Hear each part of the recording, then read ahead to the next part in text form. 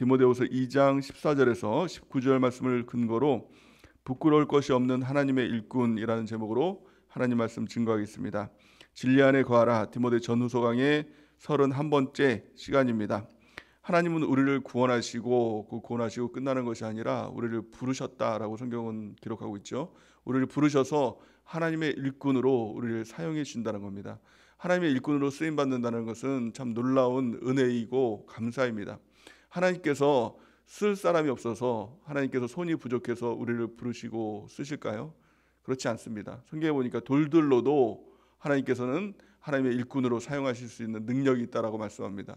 그런데 우리를 불러서 일꾼으로 삼아주심을 통하여서 우리를 변화시키고 또 일꾼에 대한 일에 대한 상급을 하나님께서 주시기 위해서 우리를 불러주신 것입니다. 그렇다면 중요한 것은 무엇일까요? 우리가 일꾼으로 부름 받았다면 둘 중에 하나의 반응이 종종 있습니다. 첫 번째는 나 같은 자가 뭘 쓰임 받습니까? 라고 자꾸 거부를 합니다. 도망갑니다. 나는 쓰임 받을 자격이 없습니다. 처음에 모세가 그랬잖아요. 그런데 하나님은 자격이 조건이 돼서 우리를 부른 것이 아니라 우리를 사랑해서 부르신 것입니다. 우리가 연약하고 부족해도 하나님께서 붙들어주시고 쓰시면 하나님의 능력 가운데 쓰임 받을 수 있는 것 아닙니까? 그러니까 우리가 부름을 받았다고 할 때 내가 능력이 있어서 자격에 대해서 이런 생각들은 다 버려야 됩니다. 왜냐하면 하나님이 사람을 부를 때의 특징은 자격이 돼서 부르는 것이 아니라 더 정확히 말하면 자격이 안 돼서 부른 겁니다. 자격 되는 사람 안 부릅니다. 똑똑하고 자기가 혼자서 잘 할 수 있는 사람 잘 쓰임 받지 못합니다. 왜냐하면 쓰임 받는다는 것은 주님과의 동역이거든요. 내가 할 수 없는 걸 자꾸 하나님께 의지하면서 의탁하면서 또 주님의 도움을 받으면서 또 주님께서 사실은 하셨다라는 것을 우리가 고백하는 것 아닙니까? 일이 다 끝난 다음에 내가 했다. 그 사람은 쓰임 받는 것이 아닙니다. 결국엔 버림받게 되는 것이죠. 모든 일을 다 마친 후에도 내가 하는 것이 아니라 주님께서 하셨습니다. 이게 바울이잖아요. 내가 한 모든 것 다 주님의 은혜입니다. 내가 누구보다 더 하나님께 쓰임 받았지만 더 하나님께 붙들림 받았지만 그것은 내가 한 것이 아니라 하나님께서 하신 것입니다. 하나님의 은혜입니다. 이 고백 가운데 나가는 사람이 구원받은 사람이고 상급받는 사람이고 은혜 위에 은혜가 더하는 사람인 줄 믿습니다. 그렇다면 우리의 태도가 어떤 태도를 가지고 있어야 될까요? 우리의 자세가 쓰임받는 일꾼으로서의 자세가 어떤 일꾼이어야 어떤 모습이어야 할까요? 오늘 본 말씀에 보니까 이렇게 말씀합니다. 15절 말씀에 보니까 너는 진리의 말씀을 옳게 분별하며 부끄러울 것이 없는 일꾼으로 인정된 자로서 자신을 하나님께 드리기를 힘쓰라 이렇게 말씀하죠. 그러니까 우리가 부끄러울 것이 없는 일꾼이 되어야 된다는 겁니다. 그래서 자꾸 내 자신을 하나님께 자꾸 이제 드리는 이제 그런 삶을 살아야 한다는 것입니다. 즉 부끄러울 것이 없는 일꾼이 되어야 되는 것입니다. 하나님 앞에서 쓰임 받았다는 것에 감사가 있다면 나는 못해요. 나는 할 수 없어요. 이렇게 하는 것이 아니라 이제는 정말 하나님께서 원하시는 그 모습으로 말씀 그대로의 그 모습으로 나를 자꾸 바꿔가면서 변화시켜가면서 나를 자꾸 하나님께 드리기를 힘쓰는 그런 삶을 살아야 한다는 겁니다. 그렇다면 어떤 일에 힘써야 할까요? 또 어떤 모습이 부끄러울 것이 없는 하나님의 일꾼의 모습일까요? 오늘 본 말씀 보니까 세 가지 모습, 그 모습으로 자꾸 하나님께 내 자신을 드리기를 힘쓰라라고 성경은 말씀하고 있는 것입니다. 가장 첫 번째 모습은 부끄러울 것이 없는 일꾼의 모습은 15절 보니까 너는 진리의 말씀을 옳게 분별하며 이렇게 말씀합니다. 말씀입니다. 결국엔 말씀이에요. 우리가 하나님의 일꾼으로 부름받았다는 것은 그냥 내가 열심히 일을 하기 위해서 부른 것이 아니라 말씀의 일꾼으로 우리를 불렀다는 겁니다. 그러게 하나님의 말씀을 잘 듣고 잘 알고 잘 전하는 것, 옳게 분별하고 또 그것을 전하는 것, 그것이 바로 하나님의 일꾼인 것이죠. 부끄러울 것이 없는 하나님의 일꾼으로 자기 자신을 자꾸 하나님께 드리기를 힘쓴다는 건 말씀의 일꾼이 되십시오. 그래서 날마다 우리가 말씀을 읽고 또 말씀을 듣고 말씀을 지켜 행하는 삶, 이것이 중요한 이유가 무엇입니까? 그것을 통해서 나 혼자만 내가 인격 수양을 하고 내가 도덕적으로 좀 깨끗해지고 이것 차원이 아니라 그것이 하나님의 일꾼이라는 것입니다. 하나님의 말씀을 붙드는 게 하나님의 일꾼이다라는 겁니다. 영생이 무엇입니까? 성경에 보니까 영생은 하나님을 아는 것, 이것이 영생이라고 하는 것이죠.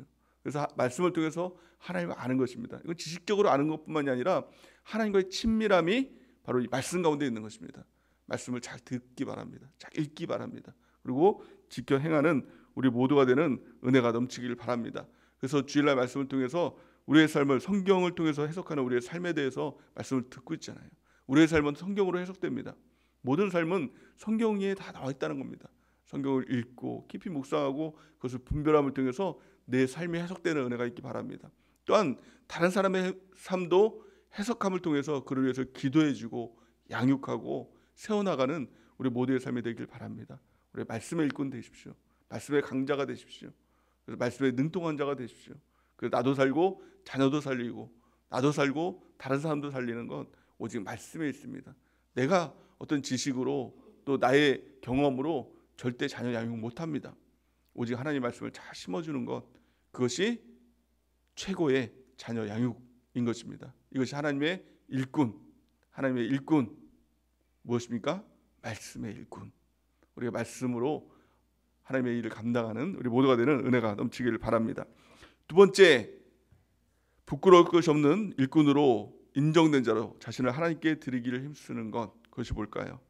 부끄러울 것이 없는 일꾼이 어떤 일꾼일까요? 말에 온전한 자.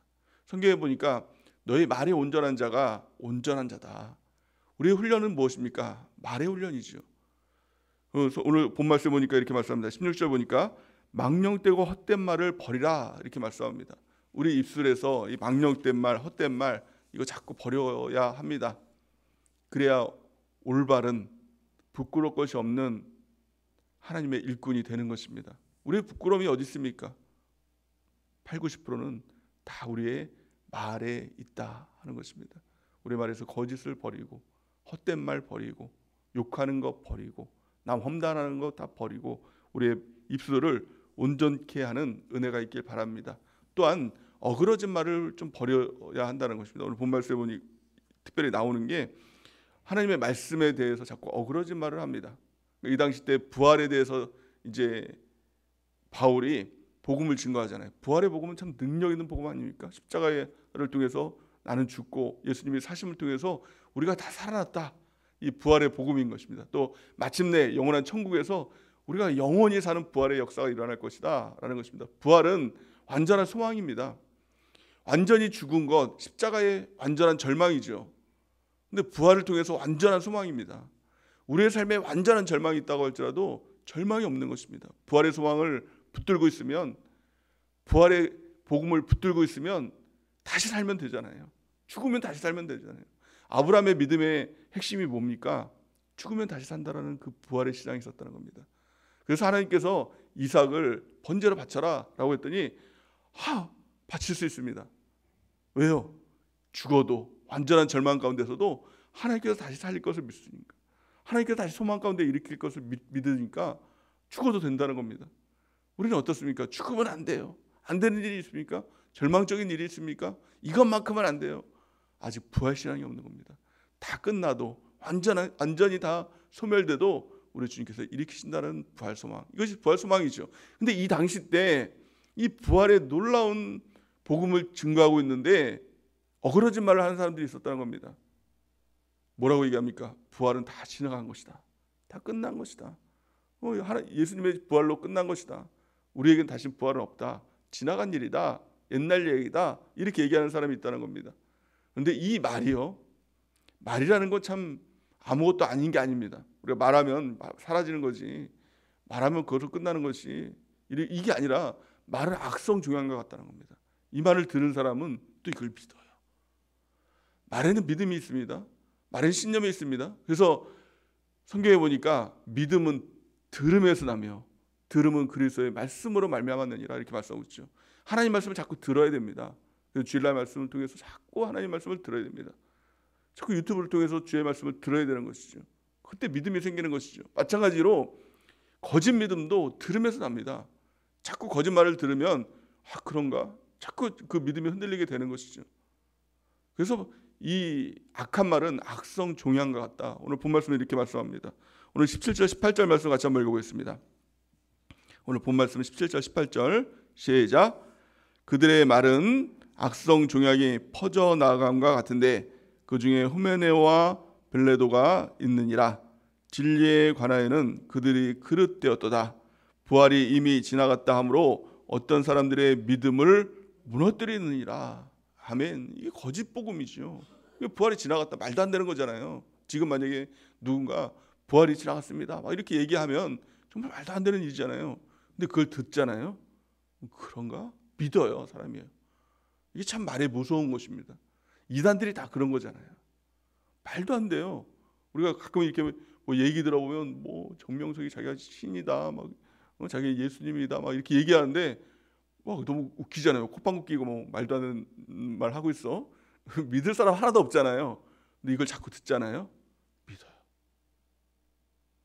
믿는 사람이 이상한 게 아니라 자꾸 들으면 믿어진다는 거예요. 그래서 뭐 그런 말도 있잖아요.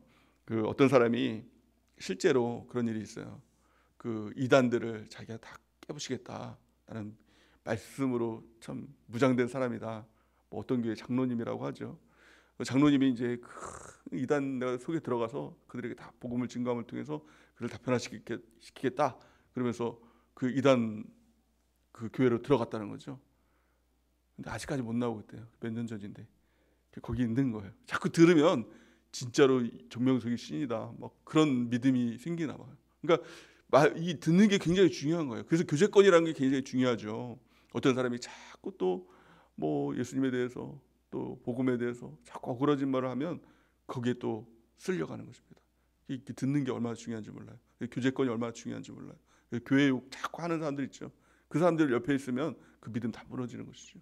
목사님 욕을 막 하는 사람들 옆에 있으면 그 사람의 믿음도 다 무너지는 거죠. 다 끊어내야 돼요. 막 그런 어그러진 말을 하는 사람들 그걸 자꾸 끊어내야 돼요. 막 귀를 자꾸 씻고 회개해야 돼요. 또한 마찬가지로 내 자신도 마찬가지입니다. 내가 자꾸 어그러진 말을 하고 있는가, 자꾸 틀린 말을 하고 있는가, 여기에 대해서 우리가 주의하고 우리 입을 새롭게 하는 은혜가 있길 바랍니다. 그렇다면 어떤 말을 해야 될까요? 성경은 크게 두 가지 말을 하라 이렇게 말씀하고 있죠. 가장 첫 번째는 은혜의 말을 하라. 내가 하는 말이 그 사람에게 은혜가 되고 있는가? 이게 정말 하나님의 말씀인가? 라는 것을 우리가 주의하면서 말을 해야 된다는 겁니다. 골로새서 4장 6절 우리가 같이 한번 읽어보겠습니다. 시작. 너희 말을 항상 은혜 가운데서 소금으로 맛을 낸과 같이 하라. 그리하면 각 사람에게 마땅히 대답할 것을 알리리라. 아멘. 은혜의 말 하세요. 은혜 안 되는 말은 하지 마세요. 그러니까 세상 말, 헛된 말, 또 반론의 말이에요. 하나님 말씀이 선포가 되잖아요. 주일날 말씀이 선포되면 꼭 그래야 돼? 막 이런 거. 다 해봤는데 막 이런 어그러진 말 정말 해봤는지 모르겠어요. 그런 말을 하는 거예요. 뭐 신앙생활에도 다 소용없다. 전도합시다. 전도해도 뭐 사람들 하나도 안 모여. 요즘 시대에 안 와. 막 이런 거. 왜 그런 말을 하는지 모르겠어요. 기도합시다라고 하면 기도 다 해봤는데 다 쓸데없어. 다 해봤어. 뭐 이런 거. 그런 말 너무 왜 합니까? 그러니까 그런 말 은혜가 안 되잖아요. 일단은 그러니까 은혜가 되는 말 하는 우리 모두가 되는 귀한 축복이 있길 바랍니다. 그리고 그렇게 말하는 사람들은요 끊어내야 돼요. 자꾸 옆에 있으면 똑같이 된다는 겁니다. 그게 말의 위험성인 것이죠. 두 번째 우리가 해야 될 말이 무엇입니까? 고린도전서 1장 10절 말씀 같이 한번 읽어보겠습니다. 시작. 형제들아 내가 우리 주 예수 그리스도의 이름으로 너희를 권하노니 모두가 같은 말을 하고 너희 가운데 분쟁이 없이 같은 마음으로 같은 뜻으로 온전히 합하라. 아멘. 우리 교회에서 해야 될 것 같은 마음, 같은 말 이것으로 온전히 합하는 겁니다. 교회의 핵심은 함께예요. 함께가 돼야 되거든요. 분열이 되면 안 되거든요. 그러기 위해서 가장 중요한 게 같은 말을 하는 거예요. 그래서 교회 안에서 제일 말할 때 나쁜 습관 그게 아니라 이런 말이에요. 누가 얘기하면 그게 아니고 그죠? 그렇게 말하는 꼭 그런 습관을 가지고 있는 사람들이 있어요. 그 말을 자꾸 끊어내야 돼요. 하나님 앞에 기도함을 통해서 자꾸 그런 말의 습관들을 끊어내야 됩니다. 어떤 말을 하면 그래 맞아 그렇지 이렇게 하는 말 습관들. 그리고 특별히 같은 말을 하라라는 것은 우리가 주일날 말씀이 있잖아요. 그 은혜 나눔을 하잖아요. 말 훈련이에요. 그래서 같은 말을 하는 겁니다. 모여서 이제 은혜 나눔을 하면 뭐 틀린 말 안 하잖아요. 주일날 말씀을 가지고 똑같은 말을 합니다. 근데 어떤 사람은 그걸 보면서 왜 자꾸 똑같은 말을 하는 거야? 똑같은 말을 하는 게 무슨 의미가 있어? 이렇게 얘기를 합니다. 내 얘기를 해야지, 내 주장을 해야지. 근데 그게 아닙니다. 은혜 나눔은 자기 얘기를 하는 게 아니에요. 자기 주장을 하는 게 아니라 하나님의 말씀을 얘기하는 것이거든요. 그래서 그 마음으로, 그 말씀으로, 또 그 말로 하나가 되는 것, 이게 너무너무 중요한 것입니다. 그래서 주일 말씀의 은혜를 나눔을 할 때 자기 생각을 얘기하는 것이 아니라 그 말씀이에요. 그래서 셀레비안을 읽고 그 말을 똑같이 하는 거잖아요. 같은 말로 합해지는 거고, 또 그 말을 할 때 마음이 같아지는 거고, 그것이 온전히 합한 교회 공동체의 하나됨을 이루는 가장 핵심이 되는 것입니다. 말을 할 때 내 생각, 내 주장을 말하지 않기 바랍니다. 내 고집을 주장하지 않기 바랍니다. 하나님의 말씀을 얘기하고 공감하고, 그 사람이 얘기하면 그게 아니고 그게 아니라 이렇게 하는 게 아니라, 그래 맞아, 너는 그렇게 생각하는구나, 이렇게 하는 같은 공감의 말, 또 같은 하나님의 말씀, 이것을 우리가 말하는 은혜가 있길 바랍니다. 말이 중요합니다.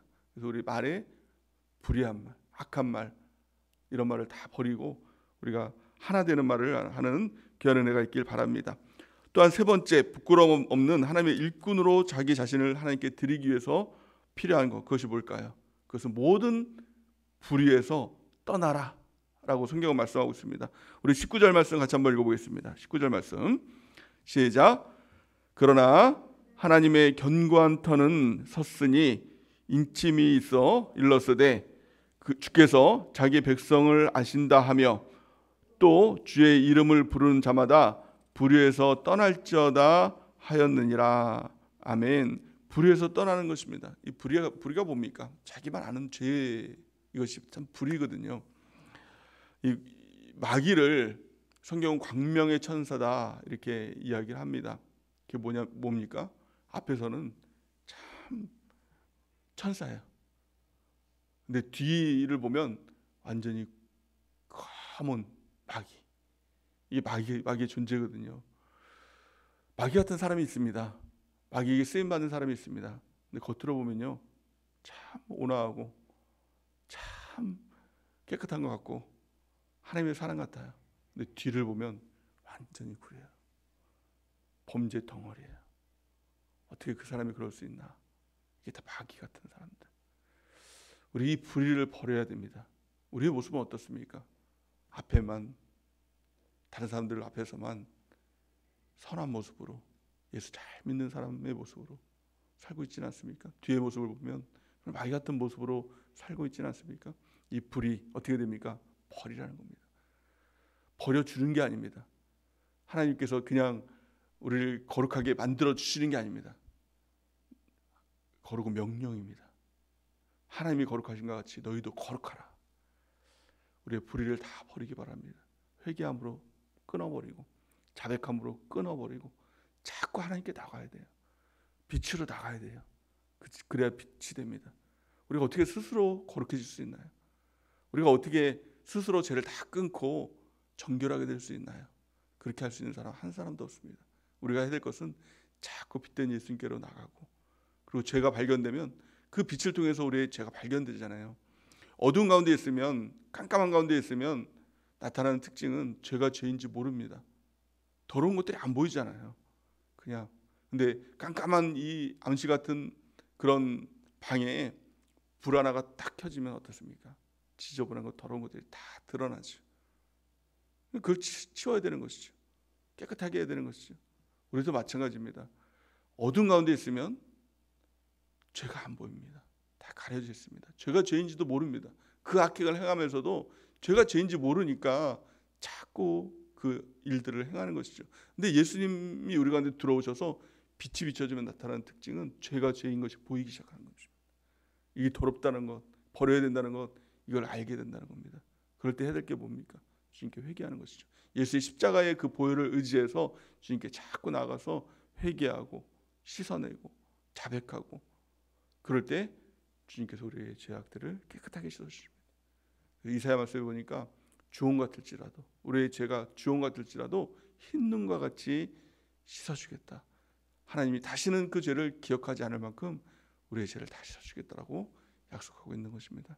우리의 불의를 버리고 불의를 떠나고 우리 주님 앞에 더 가까이 나가는 부끄러울 것이 없는 하나님의 일꾼으로 인정된 자로서 우리의 몸을 하나님께 드리는 귀한 은혜가 있기를 바랍니다.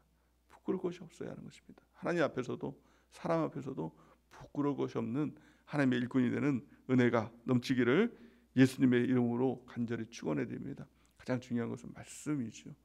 성경에 보니까 예수님께서 말씀으로 내가 너를 깨끗하게 하겠다라고 이렇게 말씀하고 있는 것입니다. 말씀을 잃어버리면 하나님의 일꾼이라고 할 수 없는 것입니다. 하나님의 말씀을 붙들고 말씀으로 깨끗하게 되고 말씀이 내 안에 있어서 그 말씀으로 내가 변화되고 말씀으로 다른 사람들을 변화시키는 하나님의 일꾼이 되는 은혜가 넘치길 바랍니다. 오늘 성경 말씀 골로새서 1장 25절 말씀 우리 마지막으로 같이 한번 읽어보겠습니다. 시작. 내가 교회의 일꾼 된 것은 하나님이 너희를 위하여 내게 주신 직분을 따라 하나님의 말씀을 이루려 함이니라. 아멘. 하나님의 말씀을 이루는 것, 하나님의 말씀의 일꾼이 되는 우리 모두가 되는 은혜가 넘치기를 예수님의 이름으로 간절히 축원해 드립니다. 우리 같이 기도하는 시간